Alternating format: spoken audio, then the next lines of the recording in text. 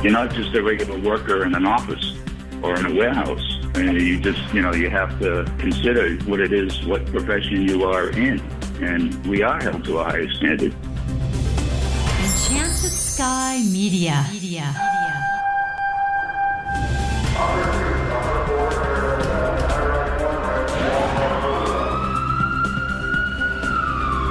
From the Federal Resources Studio, this is Code 3, the Firefighters podcast, hosted by award-winning journalist Scott Orr. Code 3 features interviews with leading members of the fire service, discussing firefighting strategy, tactics, and other topics you need to know more about. Now, here's Scott. That's right, and I will not let Parkinson stop me. Thank you for joining me again here on Code 3.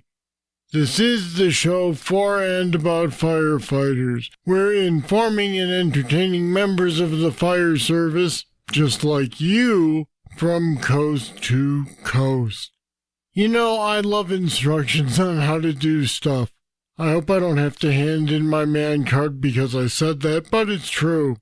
That's why today's show is about how to be a firefighter. Not how to fight fires, but how to be a firefighter. They're two different things. My guest today is the author of The Firefighter's Little Black Book, Your Pocket Guide to Safety. But it's not just about safety on the fireground. It's also about things like keeping your job safe and holding on to your integrity. And it's written by Stan Tarnowski. It's his second book. Stan served as fire chief, 911, and EMA director in Union City, Georgia. He began his career in 1975 with the Boston Logan International Airport Fire Department. Stan's been a deputy and suppression chief at the Georgia State Fire Academy and chief of training at the Henry County Fire Department. He's currently the president of Firesafe Consulting Group. And Stan Tarnowski joins me now. Welcome to Code 3. Hey, Scott, thank you so much for that introduction. I'm extremely humbled and privileged to be speaking with you this morning. So how did you come to write all these rules down into a book? Well, Scott, I've just been encouraged after my operational retirement back in 2008. I had been consulting and traveling and teaching globally fire suppression tactics and strategies, and typically flammable and combustible liquid firefighting. I had an opportunity to be sat down and had some time to reflect on just what it is that we in the fire service and emergency services business that we're responsible for. And really the number one thing that came to me is that over 35 years operationally, that there were a lot of things that went on. And I was privileged to work with some just phenomenal people in the fire emergency services, all branches, police, fire, EMS, emergency management groups. And, just to look back and look at common sense, practical behaviors and how we can get too left of center or right of center, per se, and our behaviors may not reflect the professionalism that we obviously need to have to serve in our communities. We take a lot of risks, and the community expects us when they call 911 that we are top shape, top emotionally shaped, behaviorally shaped, and able to do the job that they need us to do when they call and we have to go to help them. Looking back at some of the issues that confront us in the fire station, off the job and on the job, the people issues, the family issues, the family unity. This is a reminder, this little guidebook, and that's what I wrote it for, is to remind all personnel in emergency services that we are held to a high standard and our moral integrity is at risk if we don't adhere to the principles of good living. You used the phrase common sense. So who is this book aimed at? Is it aimed at newer firefighters or guys who've been around for a while and may have let some of their standards slip?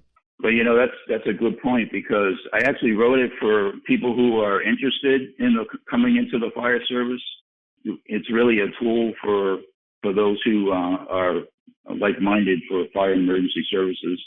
also for those on the job now, and also for those who are in their latter years of the job, or even in retirement of the job going forward. We are all mentors in one way or another, and I think that if we're reminded occasionally that we need to reflect on our professionalism, and if we're not doing something that we should be doing, it's an opportunity for us to get ourselves straight back on the road, and humble ourselves. I think patience and humility is a key characteristic of good living. Having failed myself in many aspects of life, but I have been blessed by God to make amends, and He's given me an opportunity to share some of those experiences. And so I just wanted to impart that on those who may be humble enough to admit that maybe they are not doing things completely morally sound, because that's really what I think it comes down to, is the way we morally handle ourselves in life. Several of your points or rules deal with off-duty behavior, and we'll look at those individually in a second. But how do you respond to firefighters who say you can't dictate how they should act outside of work? Well, I think that, you can't dictate how people choose how to run their lives. However, fire personnel, like I said, we're held to a high standard in our communities, and we are under mandate. We raise our right hand and swear during our ceremonials of entrance into that department that we will serve in a professional capacity. Now, I think everything stems from a default of behavior, how you see morality to be, good ethical morals. So if you're at home and you're doing things that are outside the realm of common sense behavioral practices, such as if you're, drinking too much, or you're actually become addicted to, that, or prescription drugs or pornography, and you're living in a situation where your judgment is impaired in some way, that obviously carries onto the job, whether you think so or not, it does. And I can personally attest to that. And I know so many of my personnel, that I was fortunate and blessed to be working with, that they had shared adversities in their lives. And it does have a negative effect on the job. If you are participating in making bad choices, that will have a negative effect on you, yourself, your family, your department family, and the members of the community. So although we can't dictate how people choose, I think it's in our best interest to sit down and think common sense wise, and think of your families, think of the people that you serve, and actually being held to a higher standard. I think for new personnel coming on the job, I know there are training chiefs that are retired that have now spent time mentoring folks and making pre-candidate school opportunities available to them that are teaching them about how to be watching out for how they act outside the job, before they even come on. But also my recommendation is to every day look at this checklist. And that's why I made it, because it came so easily, because I had seen these involvements and even been in some of these involvements myself. So a checklist to review every day will remind you, hey, am I making the right choice on this thing? Should I be doing this? Should I be saying that? Should I be hanging out with these people?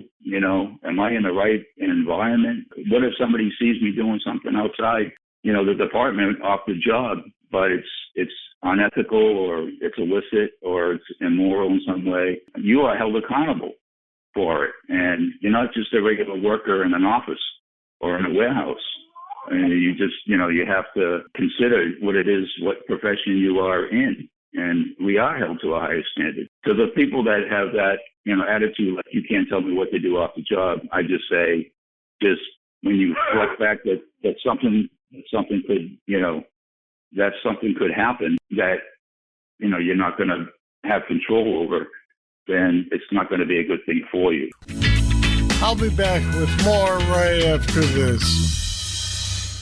Federal Resources is a mission-critical solutions provider with only one goal: to empower and prepare the first responder for any threat, at home or abroad, that they are called on to respond to. Your mission is to protect and defend. Our mission is to make sure you're equipped with the knowledge and training on response techniques to current threats. We'll make sure you know the latest innovations in technology to ensure mission success every time. You look out for everyone else. Let us look out for you. Learn more at federalresources.com.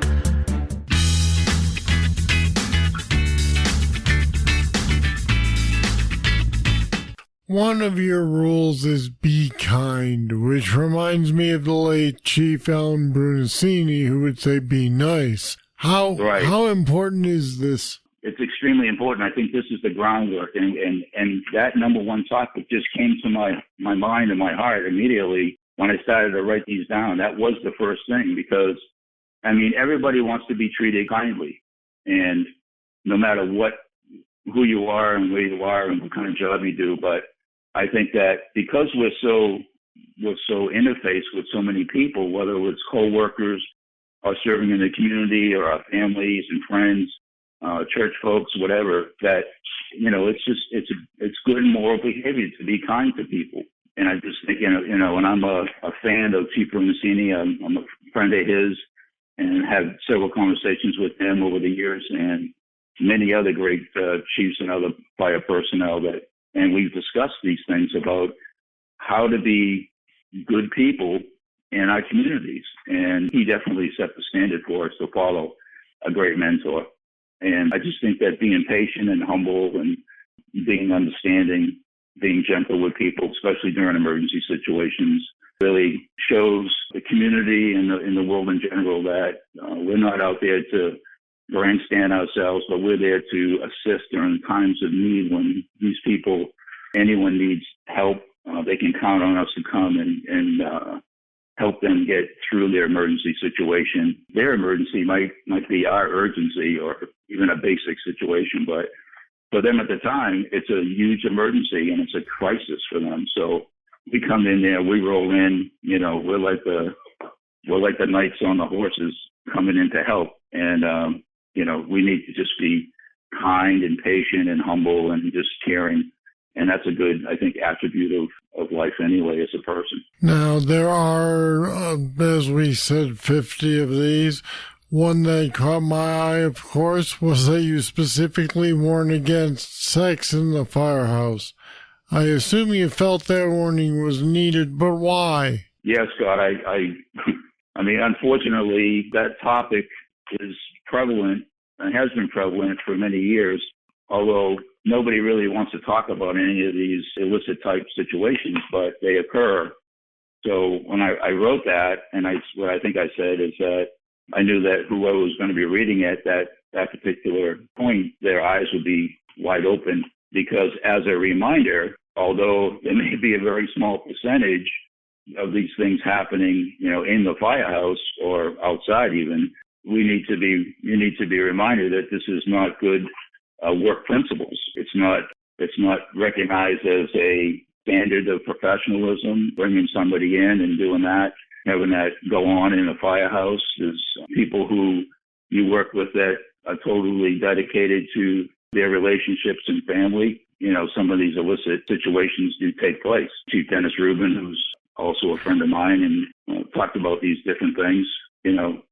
They go on and they shouldn't go on, because it just puts unnecessary and undue stress on the department family. And of course, naturally, it can destroy the person's family life and then friendships. And then it's like a domino effect. And once you get involved in doing something like that, your reputation and your integrity is called out. Believe me, it can take an eternity, and then sometimes you can't regain from that type of moral failure. So I figured I had to touch on that. What is the single most important rule in the book? Looking at your moral and ethical behavior, and that can be broken down into many components. But everybody knows right from wrong, and I think that every day we should really, before we start off to go to work, just do a reflection on, who am I? What am I doing? What am I going to be doing today? I'm responding to help people.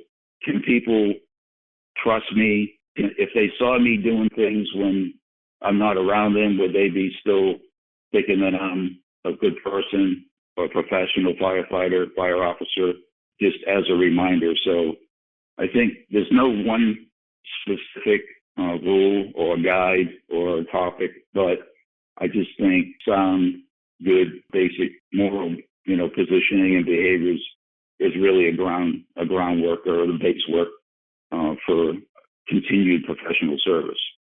All right, the book is titled Firefighter's Little Black Book, Your Pocket Guide to Safety. Chief Stan Tarnowski, thanks for talking with us today on Code 3. Thanks, Scott. It's been an amazing pleasure and a privilege and an honor to speak with you today, and I just wish you and your entire audience and the entire fire service a very happy new year, prosperous and healthy, and just let's all be safe out there in all aspects of life.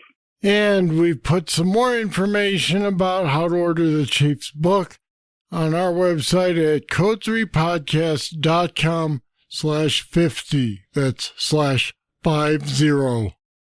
Check it out. Here comes your trivia question.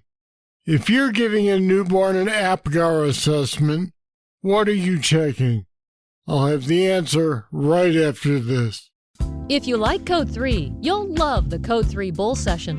It's more discussion with our guests on any topic. Sometimes it's serious. Sometimes it's not so serious. But it's only available to patrons of Code 3. Find out what you've been missing. Go to code3podcast.com/support.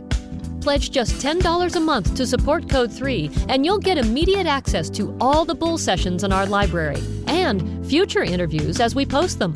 Become a patron today, support the show, and get access to the Code 3 Bull Sessions. Here is the trivia answer. APGAR stands for appearance, pulse, gaze, airway, and retractions. And that's an APGAR assessment. All right, that's it. That's all for this edition of Code 3.